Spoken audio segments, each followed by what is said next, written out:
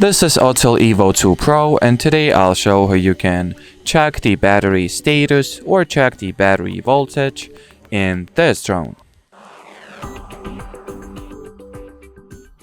So if you would like to see the current voltage spec of your aircraft's battery, you will need to first launch the AUTEL Explorer app and enter the camera feed.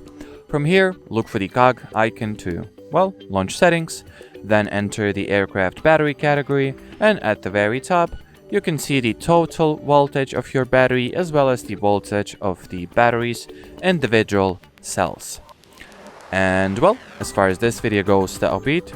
So should you have any further questions, leave them in the comments section below. But as for now, thanks for watching and bye bye.